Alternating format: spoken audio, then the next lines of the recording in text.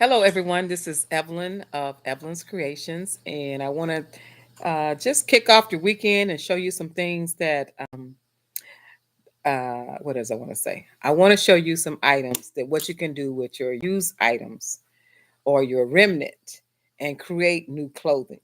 If you're trying to build your inventory, you can take a look at things you may already have. If you made some garments already and you have those pieces that are cut different sizes, then I want to take you to another level, which makes a lot of money. So if you want to take something that you already have and not have to keep going to the fabric store every day, then I want you to take a look at these items that I have right here. These are patchwork. Stand up so you can see. These are patchwork skirts. So what I have here is in the old style they call it quilting, but we call it patchwork. Remember, everything today, there's nothing new under the sun, and they give it a new name to make it seem like um, it's something brand new. This is actually quilting. So if you look, there is no there's no certain size. When you quilt, when you make a quilt, it works out better if you're using the same size in certain formats so that your garment will come or your quilt will come out nice. But when you take it to the next level and you have a fabric, I'm gonna have you to look at the back of this skirt. You have a piece of fabric. You don't cut it to make it the same size when you do patchwork skirts, jackets, tops, whatever. Now, what's unique about these skirts? They call them broomstick skirts because they're small at the top and they go wide at the bottom. You have elastic at the top where you can buy the rib elastic and you can sew several lines to make you feel like you got on a pair of gym pants. You can do that at the top to make it feel good. And you have the skirt that's nice and full and flowing. Now, to make it fit better, you put a tie on it. And you got pockets right here. Pockets on both sides. What's unique about the patchwork skirts, although you have a belt or a tie at the front, you can take this and you can flip it. You can flip it on the other side. So just because you have the tie on that side, you can sew the tie down where you can wear it on either side. Now the reason you want to do that, because say you want to wear some orange sandals or some blue sandals, and I have this little crop top. This same crop top can be made with your patchwork fabrics that can go with it.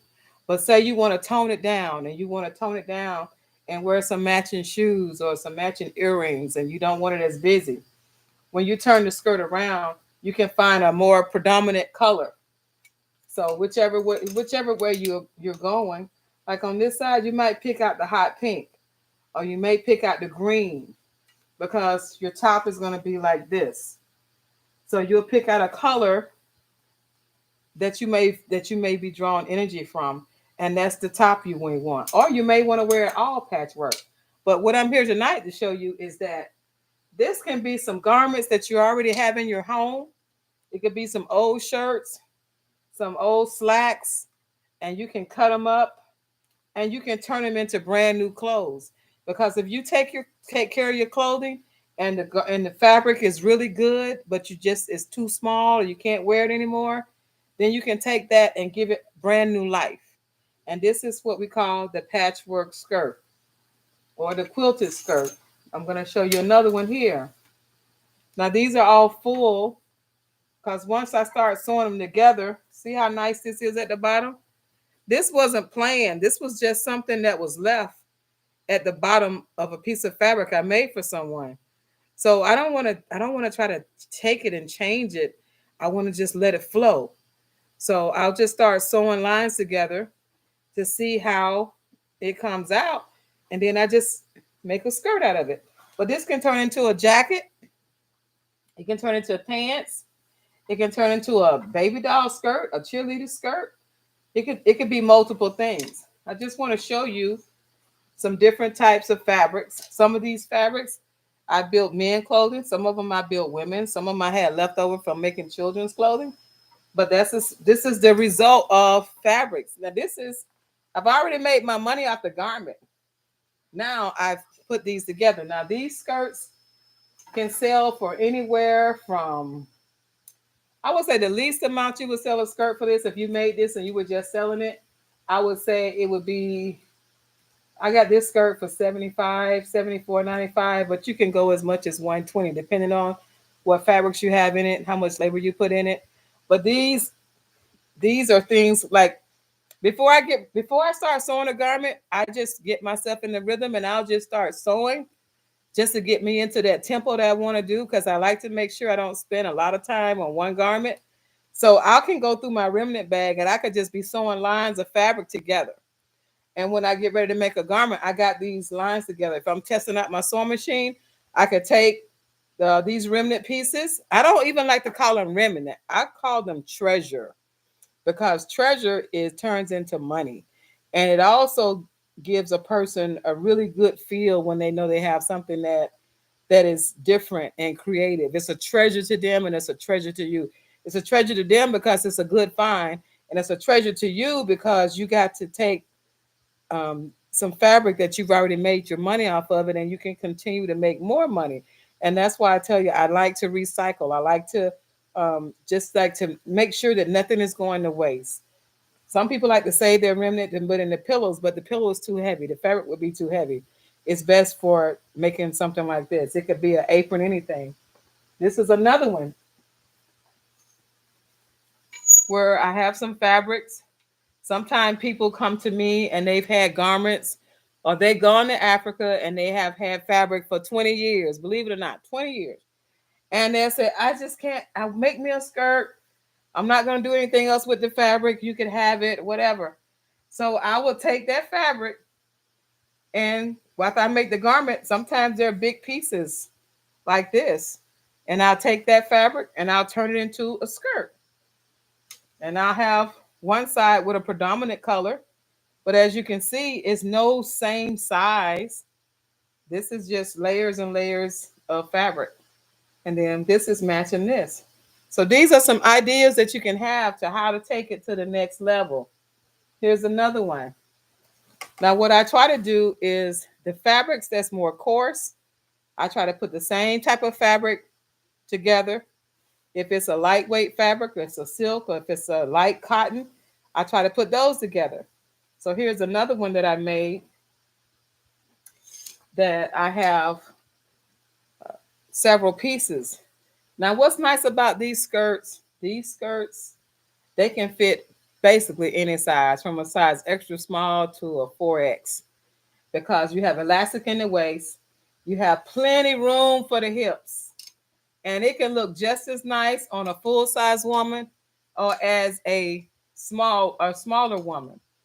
Now, some of my women, they'll take this and they'll wear it as a strapless dress, and they'll take the tie and make it like a halter to go around the neck, and they'll wear it like a strapless dress. Or some of them just won't even put the straps around their shoulder. They'll just wear it like to the beach as a strapless dress. So there's multiple purposes for it. Now what I want to show you, which is the fun side, and I wear these all the time. These are the pants. This is where I have made stuff out of softer fabrics, okay? And then made pants. Now these are pretty much size, and you can make these any size. Now what I try to do on a pair of pants, so that you won't have a lot of problems with fit, because if it fits the hips, it's okay. I put elastic at the bottom, so they're stacked, and they almost like a pajama pants, or they call them, just different types of pants. Different parts of the country they call them different things, but I just call them stacked pants. But you see here with these pants, if you only got a small piece of fabric left, this is where you want to use it on your pants, because the pants is not as wide as the skirts. So as you can look through here, there are smaller patterns but nothing goes to waste. On these pants can be high waisted or they can be low waisted. They can fold down. I have the pockets on the outside.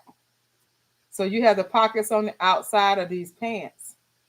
Now, I'm going to tell you the trick about these pants. If you make these pants, what you want to do is on the inside, you want to double your seam on the inside.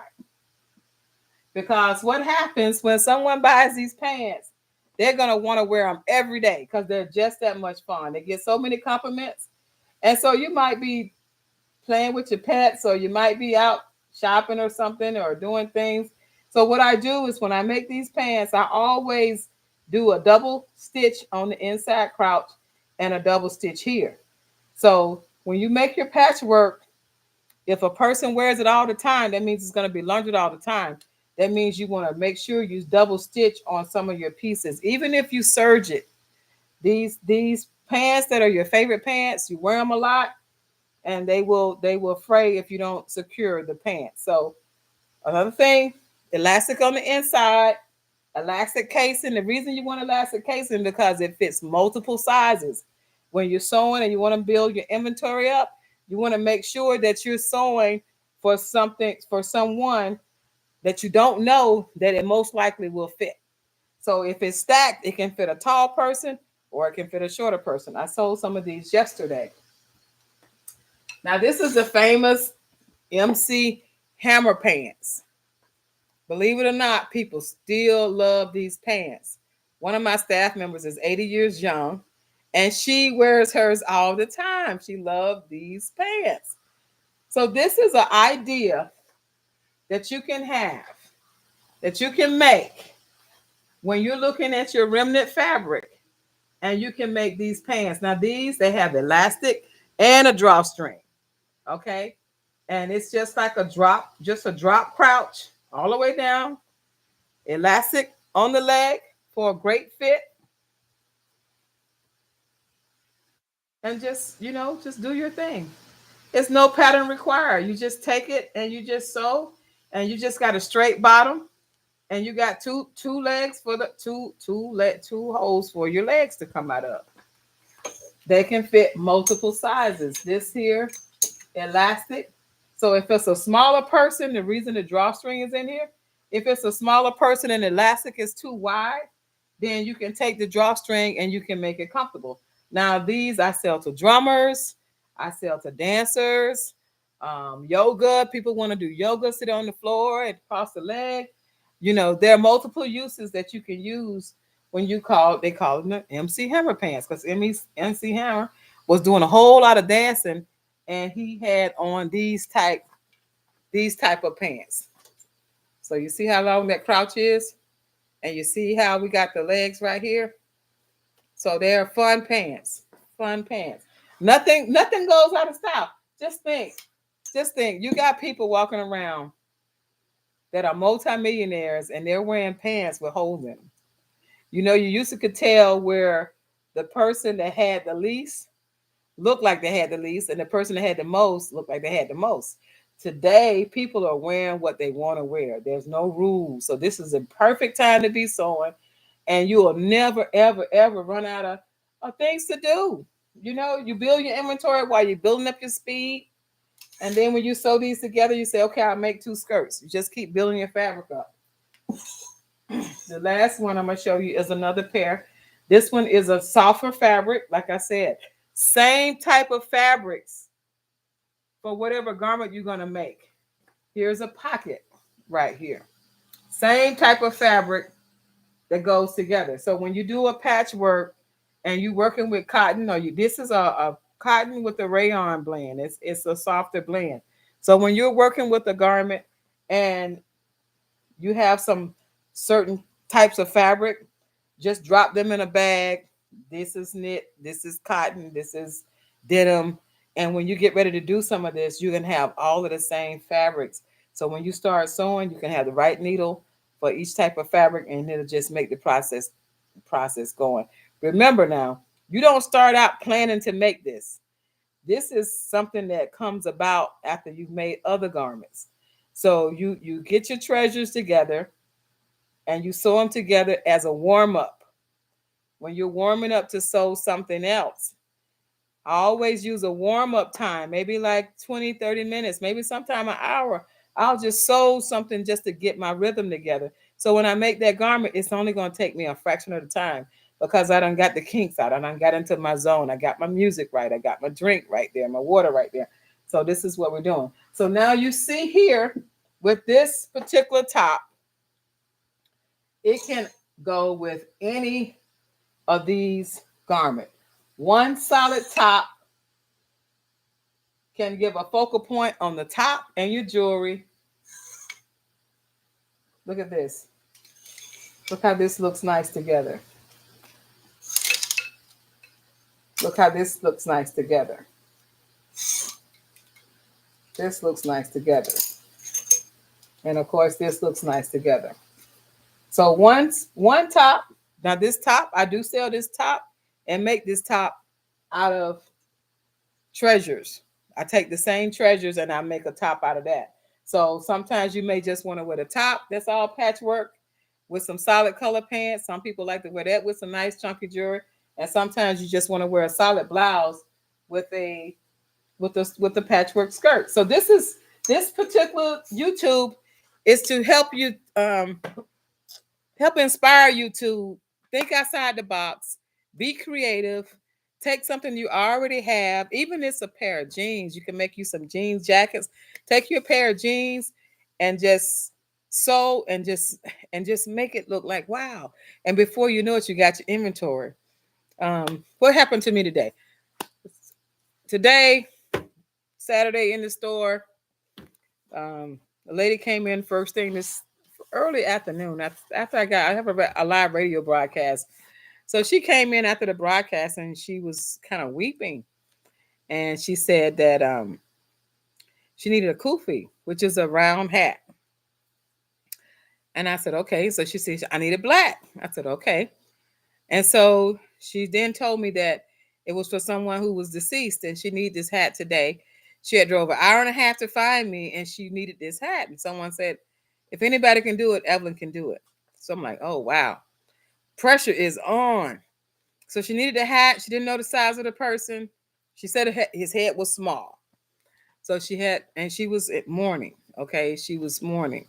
And so what I did, because she needed it right away, what I did was I went to my remnant stack and I found some fabric. She wanted all black fabric, all black. So I had something that I had in the back. I didn't throw it away. This is like a gabardine. It's a nice black. She needed it black. So it's a really nice fabric, but it's a lightweight gabardine. But what if I'd have put this away and like didn't have a use for it? She needed a hat. I pulled out 5 different black remnant fabrics, and she said he had a small head. So I made the round kufi adjustable. And when I say adjustable, I just put elastic in the back. And I made the kufi or the cap. So she was happy with it. She had drove an hour and a half and she was like, oh my gosh, I can't believe you was able to save our day. And they needed this like Monday. Today is Saturday. They're an hour and a half away. Today it's a lot of traffic today. So your sewing will make room for you. And I only charged her $25, $24.95 to make the hat. And I put a nice stiffening in it. But that was $24.95 of something that I just had as a remnant. And it was perfect for her. So I didn't have to go to the store and find the perfect fabric. So this fabric, this particular hat was no wider than a piece of this folded in half with a stiffening in it to make a hat for a deceased man. So there's always something going on. Before I came on the air tonight, someone inboxed me and said he wanted a little small jacket that I make, something similar to this blue one here. Instead of it opening up, it pulls over the head. In fact, let me show you what they want.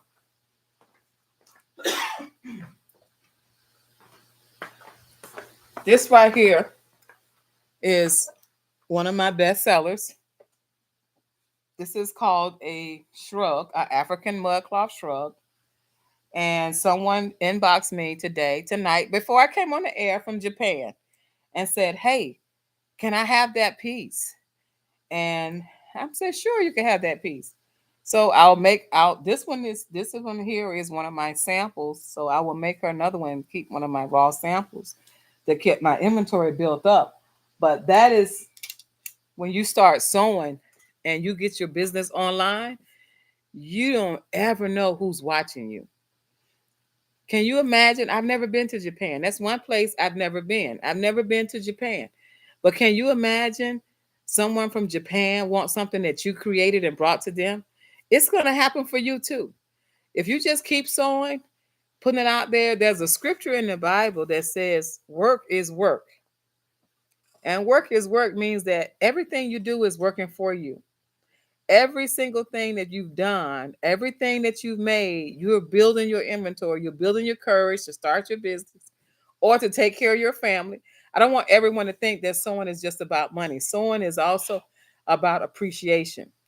And we become less valued as seamstress, okay? But the seamstress is the most valuable person in the home. Think of this. In slavery, I'm a very deep designer, okay? I do my research. But in slavery, the seamstress was valued more than the strongest slave.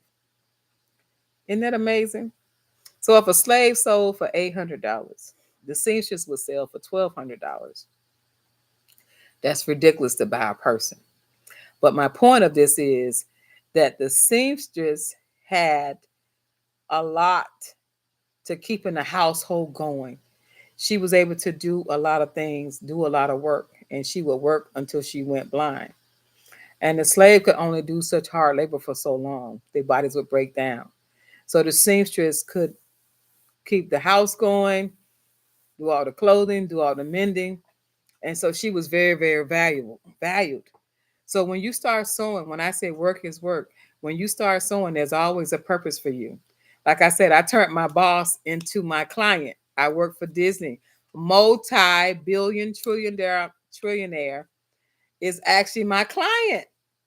Now I work for them, and now they are working for me. They pay me to do stuff for them. I just did things for Lion King. So there's always room for your gift. If you're sewing, there's room for your gift. I want to encourage you to sew. I want to encourage you to put your label. Let me show you my label.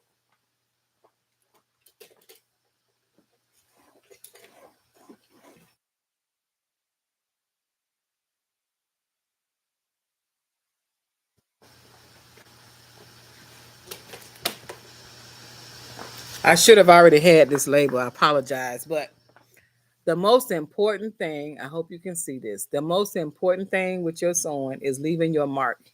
Leave your mark in the universe.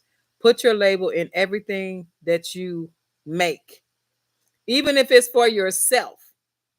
Okay? Because when you go on the other side, someone need to know who made that. And listen, everything in America, when it comes in America, it has to have a label on it. Your pillows, your sheets, your ketchup, your salt, your pepper, everything has its mark. And what we as designers and seamsters do, we don't put our mark on our product. So I'm encouraging you to invest in something so small. And when you buy these labels, don't buy 25, buy 1,000, and try to figure out how you can go through that 1,000. When I buy my labels now, I buy them 7,000 at a time. And I'm still reaching to say, where can I find another one? Where can I find another one? Because I'm putting them in everything, every single thing. If you want to make sure you leave a mark on your history, you'll never know. Now on my label here, I put my name, I put my company name, which is my name, and then I put the phone number and I put my website on there. So if somebody gets on there and they can't find me, they can always be on their phone and they can Google the website. So without further ado, I hope this has inspired you. Please like, subscribe, and share. Come sew with Evelyn every night between 9 and 10 o'clock, and we're going to make sure that you get something nice and refreshing, something that you can use, something that you can share, something that you can be inspired about, and something that can make life a little bit easier. So when things are late, we so late at night when we got time or peace, or we so early in the morning.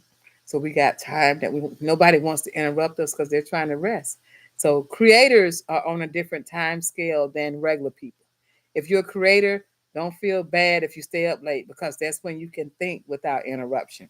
When I do my sewing, I turn my phone down. I don't even want no highlights to come up. I just want to get into the garment. Now I may listen to something that helps me with my mental state.